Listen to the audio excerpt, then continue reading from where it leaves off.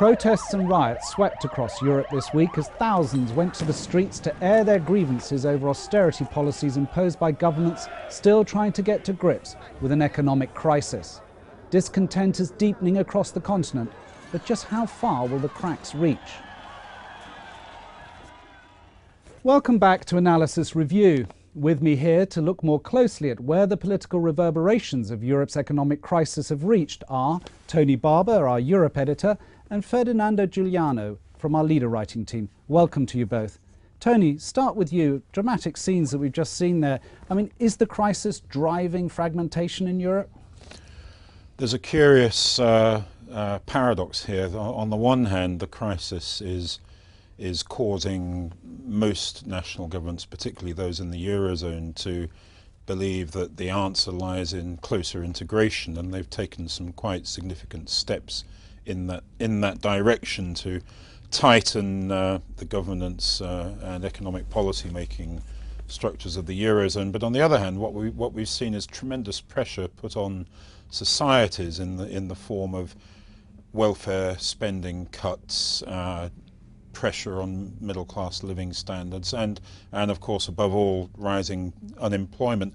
But what simultaneously with that we've seen rising nationalist and regionalist sentiment, particularly in Catalonia in Spain, but also in Flanders, in Belgium, one or two other places. I want to come back to that point, but first bring Ferdinando in there. I mean, just on the wave of protests we've seen, which some of the events were quite dramatic, actually. Do you see that as a sign that austerity we've reached, perhaps even gone beyond the limits of austerity, what people are prepared to put up with? Well, I think we're seeing austerity reaching its limits in two ways. The first one is the political limits, which you've underlined. We're seeing protests all over Europe, particularly in Southern Europe, Italy, Spain. But we're also seeing the economic limits of austerity. Part of the problem here is that austerity doesn't seem to be working in the eyes of the people.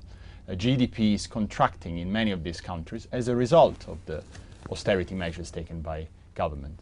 The fact that the populations in Italy or Spain or Greece is seeing that austerity is not working is fueling this vicious circle and making the situation very, very difficult for both national governments and the European Union as a whole. Okay, thanks. Now, Tony, can I come back, just pick you up on a point you made earlier on, the second part of your analysis there, with how this is feeding in or to the separatism that you've written about and detect. I mean, you've made the point that they're not directly linked, but there seems to be some link. Could you tell us a bit more on that?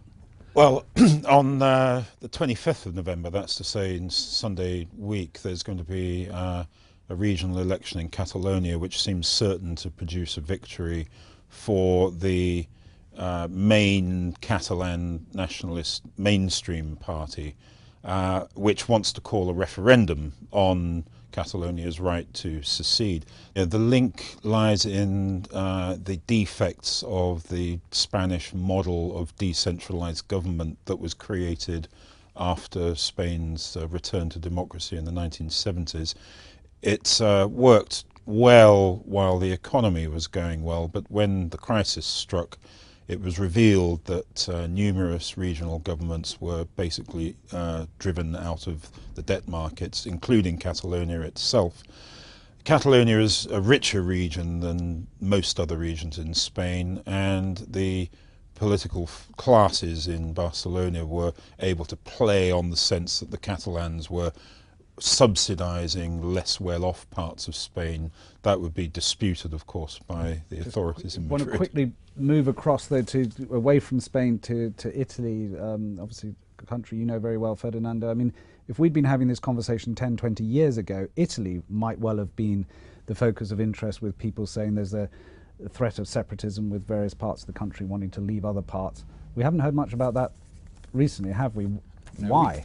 No, we haven't, and in a sense Italy's been very lucky, because Tony was talking about Catalonia being one of the richest regions in Spain, and wanting to get out of a situation whereby it is subsidizing poorer regions. Now the same was happening in Italy with the northern Italian regions, Lombardy and Veneto, wanting to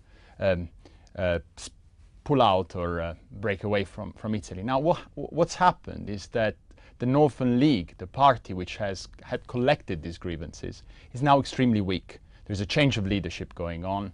Scandals have tainted the party, and people are just not buying what the new leadership is saying. Right. Okay. Well, one final question, because we're right up against it in terms of time. But I just want to ask one quick one about the forthcoming EU budget. Always a moment when there's lots of fighting between the various players. I think the fact that the round of negotiations for the next 7-year budget coincides with the debt crisis, it's incredibly awkward timing, and a deal will be... Everyone's saying they haven't got any money. Everybody's saying they haven't got money, but there is a very large block of new member states from Central and Eastern Europe that are determined to maintain the levels of regional aid spending that they got in the previous 7 years, and that we're talking here of up to 15 countries. I think what makes it particularly awkward is that there are conflicting interests. On the one hand, there is a Eurozone bloc which wants to integrate further, and on the other hand there are countries like Britain, Sweden, which are wondering what's going on and how this will affect them, and it's coming from a lot of pressure from domestic population to rein in the amount of money which is going to Europe. This is going to be very awkward indeed. Okay, so expect a rocky road there. Ferdinando, Tony, thank you both very much, and thank you for watching. To read more on this story and other topics covered by our analysis team, please go to ft.com/analysis. Until the next time, goodbye.